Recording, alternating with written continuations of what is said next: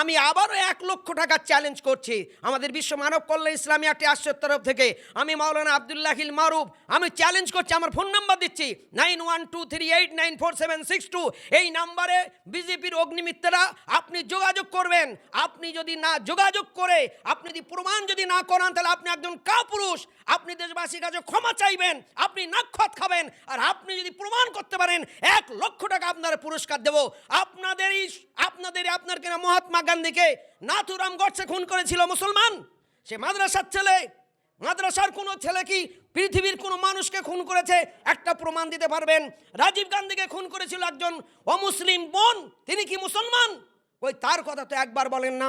আজকের হাজার হাজার মানুষকে খুন করা হচ্ছে, গুম করা হচ্ছে, অত্যাচার করা হচ্ছে, নির্যাতন করা হচ্ছে, জুলুম করা হচ্ছে। আজকের দেশের মধ্যে অরাজকতা তৈরি করছেন এই বিজেপি আর আরএসএস।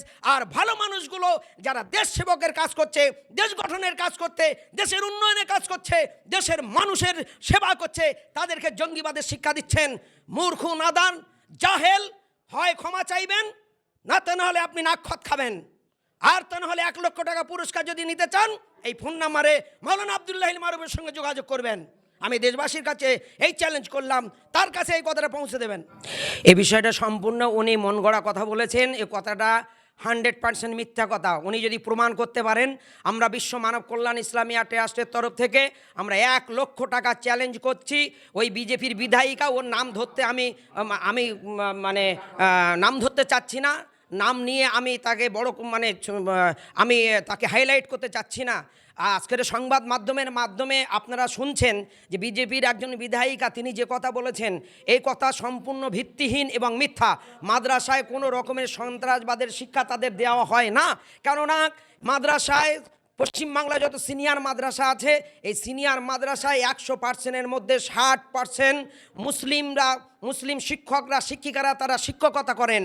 আর 40% অমুসলিম ভাই বোনেরা তারা শিক্ষকতা করেন।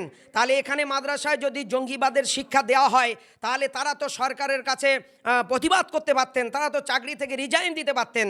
সেখানে বহু হাজারো পশ্চিম বাংলার হিন্দু, মুসলমান, শিখ, ইসাই সব সম্প্রদায়ের ভাই বোনেরা মাদ্রাসায় সেখানে শিক্ষা লাভ করে তারা উচ্চ শিক্ষায় শিক্ষিত হয়ে তারা দেশের সুনাগরিক হয়ে তারা দেশকে আগিয়ে নিয়ে যাওয়ার লক্ষ্যে, তারা দেশের উন্নয়নের লক্ষ্যে কাজ করছেন।